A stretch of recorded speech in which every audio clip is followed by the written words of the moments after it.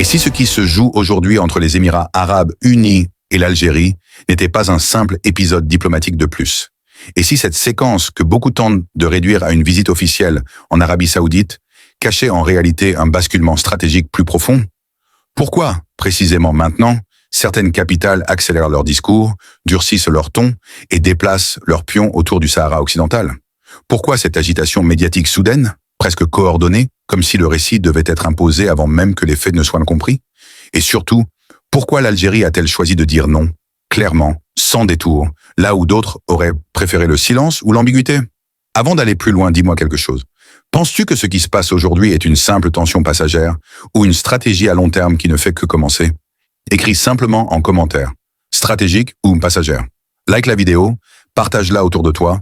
Ton interaction aide énormément la chaîne et fait vivre ce débat. Dans les relations internationales, les gestes les plus lourds de conséquences sont rarement les plus bruyants. Une visite officielle peut sembler anodine. Une déclaration vague peut passer inaperçue. Un soutien exprimé à demi-mot peut être présenté comme un détail. Mais pour ceux qui observent les équilibres régionaux, ces détails sont souvent des signaux faibles, mais persistants.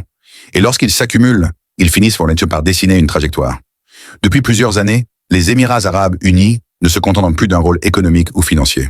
Ils investissent le politique, ils investissent le sécuritaire, ils investissent les récits. Leur diplomatie n'est pas frontale, elle est indirecte. Elle ne s'impose pas par la confrontation directe, mais par l'influence, par l'alignement d'alliés, par la construction progressive d'un discours qui finit par sembler naturel.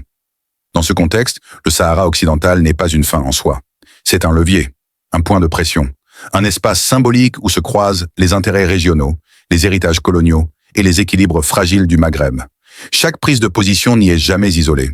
Elle s'inscrit dans une chaîne d'action plus large, pensée à l'échelle du temps long. Ce qui interpelle aujourd'hui, ce n'est pas seulement le contenu des positions émiraties, mais leur timing. Pourquoi ce soutien appuyé à la thèse marocaine maintenant? Pourquoi cette intensification médiatique précisément après certains rapprochements régionaux? Pourquoi cette volonté apparente de redéfinir les lignes alors même que le dossier du Sahara occidental est l'un des plus sensibles du système international? L'Algérie, de son côté, n'a jamais considéré cette question comme un simple différend frontalier. Elle y voit un principe, un héritage, une ligne de cohérence diplomatique qui traverse les décennies. C'est pourquoi chaque tentative de pression indirecte est perçue non pas comme un désaccord ponctuel, mais comme une remise en cause plus globale de sa vision régionale. Les médias jouent ici un rôle central. Ils ne se contentent pas de rapporter les faits. Ils les orientent. Ils les encadrent. Ils répètent certains éléments jusqu'à ce qu'ils deviennent familiers, presque évidents. Lorsque des documentaires, des analyses et des tribunes se succèdent à un rythme soutenu, ce n'est jamais par hasard. C'est souvent le signe qu'un récit cherche à s'imposer avant que le débat ne s'ouvre réellement. Dans ce flot d'images et de discours, l'Algérie apparaît régulièrement comme un acteur rigide, figé, incapable de s'adapter. Mais cette représentation oublie volontairement un élément essentiel, la patience stratégique. Car ne pas céder à la pression immédiate n'est pas un signe de faiblesse. C'est parfois une manière de refuser un jeu dont les règles ont été écrites ailleurs. Puis il y a eu cette séquence décisive, cette visite en Arabie Saoudite. Un déplacement qui, en apparence, relevait du protocole classique. Mais dans les cercles diplomatiques, rien n'est jamais simplement protocolaire. Chaque rencontre est observée, chaque photo est analysée, chaque mot est pesé. L'Arabie Saoudite, longtemps perçue comme un acteur discret sur le dossier du Sahara occidental, se retrouve soudain au centre des attentions. Non pas pour ce qu'elle dit, mais pour ce qu'elle ne dit pas, pour les demandes qu'elle accepte, et pour celles qu'elle refuse. C'est dans ce contexte que la position algérienne se durcit. Pas par provocation, pas par réaction émotionnelle, mais par nécessité stratégique. Le président Abdelmadjid Tebboune trace une ligne claire. Une ligne qui ne vise pas à escalader le conflit, mais à rappeler une constante. L'Algérie ne négocie pas ses principes sous pression. Ce refus d'ouverture au Sahara occidental n'est pas une fermeture au dialogue. C'est un rappel de cadre. Un rappel que certaines questions ne peuvent être traitées comme de simples dossiers techniques. Elles touchent à l'histoire, à la mémoire, à la légitimité des peuples à disposer d'eux-mêmes. Face à cela, certains parlent de rigidité, d'autres parlent de courage. Mais au-delà des qualificatifs, une réalité s'impose. L'Algérie refuse d'entrer dans une logique où les équilibres régionaux seraient redéfinis sans elle ou contre elle. L'Arabie saoudite, de son côté, adopte une posture mesurée. Elle écoute, elle temporise, elle évite les déclarations spectaculaires. Et ce silence, dans un monde saturé de prises de parole, devient un message en soi. Il indique que tout le monde ne souhaite pas voir ce dossier transformé en instrument de confrontation régionale. Pendant ce temps, la bataille des récits continue. Certains tentent de présenter les dernières résolutions internationales comme des victoires définitives. D'autres y voient des compromis fragiles, ouverts à interprétation. La réalité, elle, est plus complexe. Les textes internationaux laissent souvent volontairement des zones grises, des espaces de négociation, des marges d'évolution. C'est précisément dans ces zones grises que s'engouffrent les stratégies d'influence, en insistant sur certaines formulations, en passant sous silence d'autres éléments historiques, en réécrivant subtilement le fil des événements passés. Peu de discours rappellent aujourd'hui que le Sahara occidental a connu des arrangements temporaires, des partages, des retraits et des repositionnements successifs. Peu évoquent les responsabilités multiples. Peu soulignent la complexité réelle de ce conflit, préférant des narrations simples, binaires, facilement consommables. Mais l'histoire, elle, résiste toujours à la simplification. Elle revient.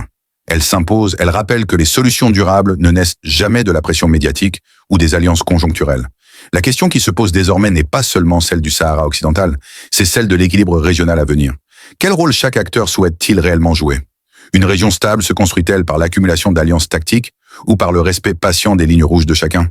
L'Algérie semble avoir fait son choix. Elle observe, elle analyse, elle répond quand cela est nécessaire sans précipitation. Et dans ce jeu de longue haleine, chaque mouvement compte, surtout ceux qui ne font pas la une des journaux. Rien n'est encore figé, les positions peuvent évoluer, les alliances peuvent se redéfinir. Mais une chose est certaine, ce qui se déroule aujourd'hui n'est qu'un chapitre d'une histoire plus vaste.